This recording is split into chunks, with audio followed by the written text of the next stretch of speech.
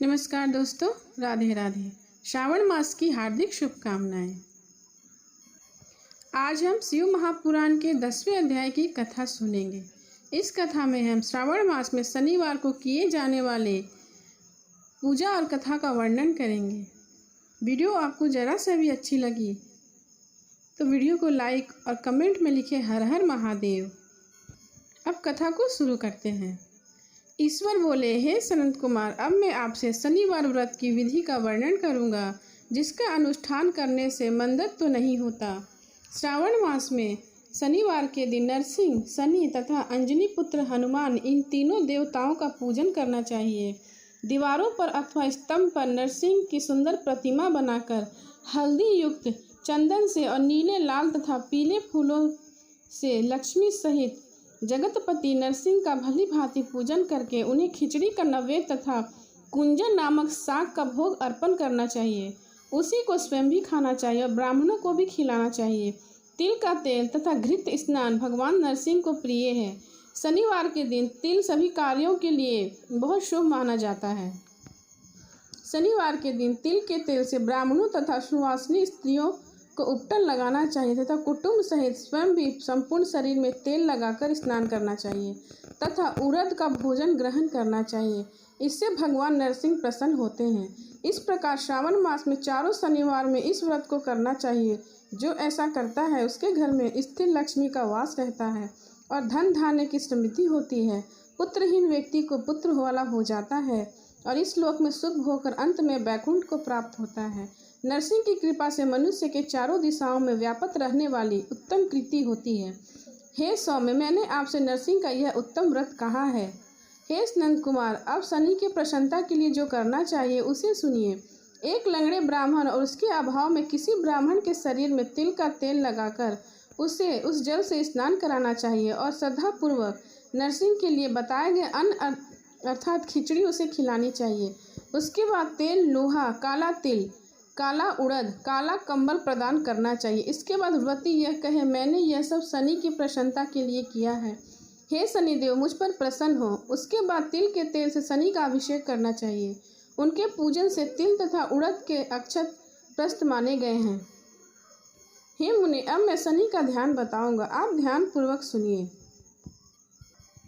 शनीश्वर कृष्ण वाले हैं, मंद गति वाले हैं, कश्यप गोत्र वाले हैं, सौराष्ट्र देश में पैदा हुए हैं, सूर्य पुत्र हैं, वर देने वाले हैं, दंड के समान आकार वाले, मंडल में स्थित, इंद्रनील मणितुल्य कांति वाले, हाथों में धनुष बाण त्रिशूल धारण किए हुए हैं, गिद्ध पर आरूढ़ है, यम के अधिदेवता हैं, ब्रह्मा के प्रतिदेवता हैं। ये कस्तूरी, अरुक का गंध तथा गुलगुल का धूप ग्रहण करते हैं। इन्हें खिचड़ी प्रिय है। इस प्रकार ध्यान की विधि कही गई है। इनके पूजन के लिए लौहमयी सुंदर प्रतिमा बनानी चाहिए। हे द्विजश्रेष्ठ, इनके नियमित की गई पूजा से कृष्ण अर्थात काली वस्तु का दान करना चाहिए। ब्राह्मण को काले रंग के 2 वस्त्र देने चाहिए और काले बछड़े सहित काली गौ प्रदान करनी चाहिए। विधि पूर्वक पूजा करके इस प्रकार प्रार्थना तथा स्तुति करनी चाहिए। आराधना से संतुष्ट होकर जिन्होंने नष्ट राज्य वाले राजा नील को उनका महान राज्य पुनः प्रदान किया, वे शनिदेव मुझ पर प्रसन्न हो। नील अंजन के समान वर्ण वाले, मंद गति से चलने वाले और छाया देवी तथा सूर्य से उत्पन्न होने वाले उन शनेश्वर को मैं नमस्कार करता हूँ। मंडल के कोण में स्थित आपको नमस्कार है। पिंगल नाम वाले आप शनि को नमस्कार है। हे देवेश, मुझे दीन तथा शरणागत पर कृपा कीजिए। इस प्रकार स्तुति द्वारा प्रार्थना कर बार बार प्रणाम करना चाहिए। तीनों वर्णों ब्राह्मण, क्षत्रिय और वैश्य के लिए शनि के पूजन में सन्नो देवी इन वैदिक मंत्र का प्रयोग बताया जाता है और सूत्रों के लिए पूजन के नाम मंत्र का प्रयोग बताया गया है। जो व्यक्ति दधिचित होकर इस विधि से शनि देव का पूजन करेगा उसे स्वप्न में भी शनि का भय नहीं होगा। हे प्रिय, जो मनुष्य श्रावण मास के प्रत्येक शनिवार के दिन भक्ति पूर्वक इस विधि से इस व्रत को करेंगे, उन्हें शनेश्वर के द्वारा लैस मात्र भी कष्ट नहीं होगा। जन्म राशि से पहले, दूसरे, चौथे, 5वें तथा 8वें, 9वें अथवा 12वें स्थान की स्थिति शनि की दशा कष्ट पहुंचाती है। शनि की शांति के लिए समागनी इस मंत्र का जाप करना बताया गया है। उसकी प्रसन्नता के लिए इंद्रनीलमणि का दान करना चाहिए। हे सनत कुमार, इसके बाद अब मैं आपको हनुमान जी की प्रसन्नता के लिए विधिवत वर्णन करूंगा। हनुमान जी की प्रसन्नता के लिए श्रावण मास में शनिवार को रुद्र मंत्र के द्वारा तेल से उनका अभिषेक करना चाहिए। तेल में मिश्रित सिंदूर का लेप उन्हें समर्पित करना चाहिए। जपा कुंसा की मालाओं से आक, धतूर की मालाओं से मंदार पुष्प और पुष्प की मालाओं से बटक, बड़ का पेड़ के नवेद से तथा अन्य उपचारों से भी यथाविधि सामर्थ्य के अनुसार श्रद्धा भक्ति से युक्त होकर अंजनी पुत्र हनुमान जी की पूजा करनी चाहिए। इसके बाद बुद्धिमान को चाहिए कि हनुमान जी के प्रसन्नता के लिए उनके 12 नामों का जप करे और हनुमान चालीसा, अंजनी सूत, वायुपुत्र, महाबल, रामेष्ट, फागुन सखा, पीगांछ, अति विक्रमी, उद्धतिक्रम, सीता शोक विनाश, लक्ष्मण प्राणदाता और दर्शी बपा के 12 नाम हैं। जो मनुष्य प्रातःकाल उठकर इन 12 नामों को पढ़ता है उसका अमंगल नहीं होता और उसे सभी संपदा सुलभ प्राप्त हो जाती है।